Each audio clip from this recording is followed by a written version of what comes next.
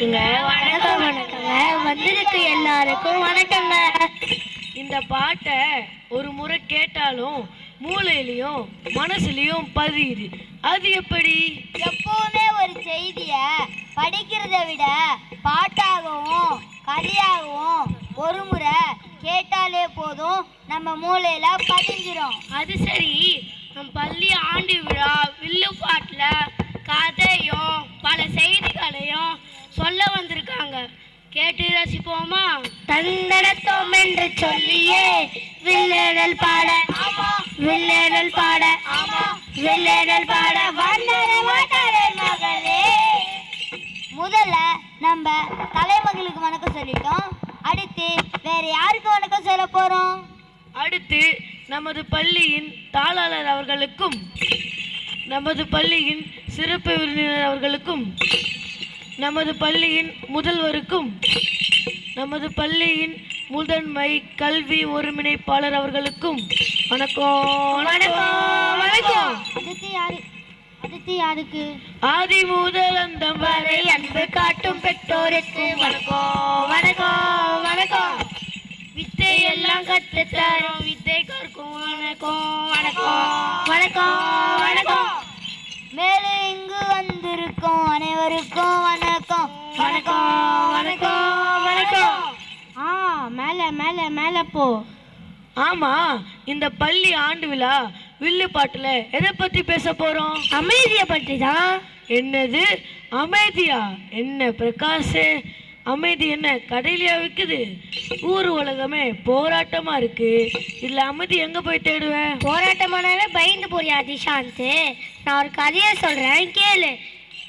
நாட்டுக்கு ஒரு செய்தி சொல்ல நல்லதொரு தமிழ் கலை வில்லு பாட்டு.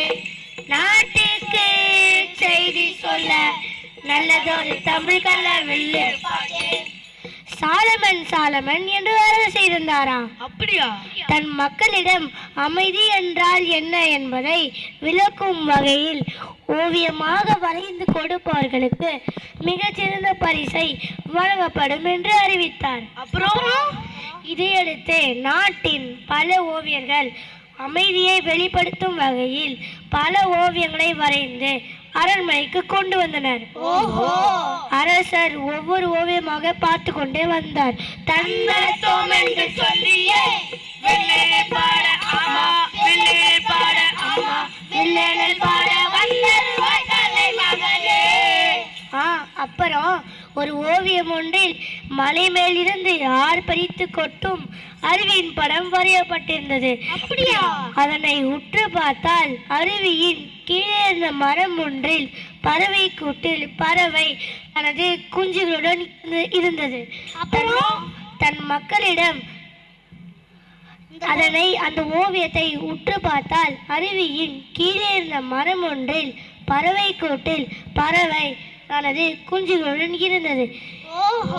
இந்த ஓவியத்தை வரைந்தது யார் என்று கேட்டார் அரசர். மேலும் இந்த ஓவியத்தில் எங்கே அமைதி இருக்கிறது? அதற்கு அந்த ஓவியர் பிரச்சனையும் போராட்டமும் ஆரவாரமும் இல்லாத இடத்தில் இருப்பதே உண்மையான அமைதி இல்லை. இவை எல்லாம் என்றும் தன்னை எதுவும் பாதிக்க விடாமலும் உள்ளுக்குள் அமைதியாக இருப்பதே உண்மையான அமைதி அரசே. நிஷாந்தே, பிரச்சனையும் போராட்டமும் பார்த்து பயப்படாத, புரிஞ்சுதா? சரி பிரகாஷ். அருண்மொழி, எனக்கு ஒரு சந்தேகம்டா.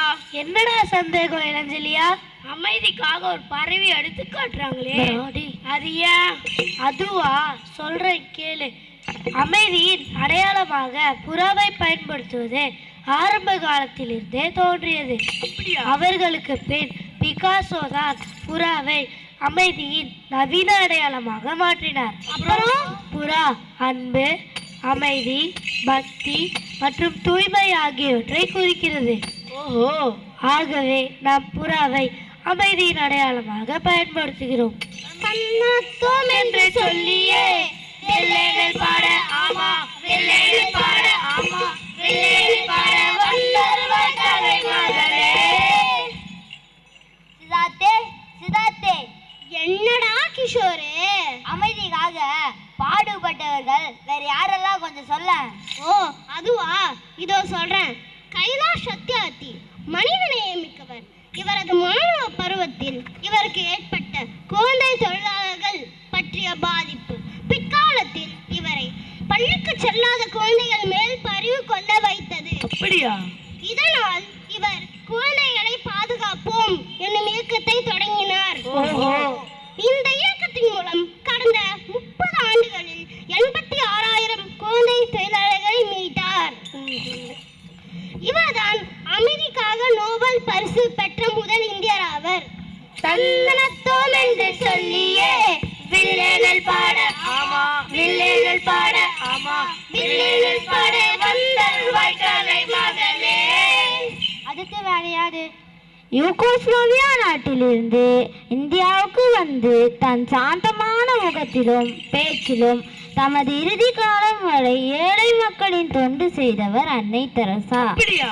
இவரது எண்ணம் வெறுப்பது யாராக இருந்தாலும் நேசிப்பது நீங்களாக இருக்கட்டும் என்பதுதான். இவருக்கும் அமைதிக்கான நோபல் பரிசு கிடைத்தது.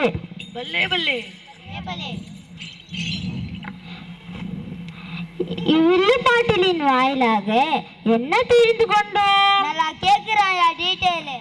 அமைதி கருணையை தருகிறது, அமைதி முழுமையை தருகிறது, அமைதி பரிவை தருகிறது, அமைதி உணர்வை தருகிறது, அமைதி சொல்லை தருகிறது.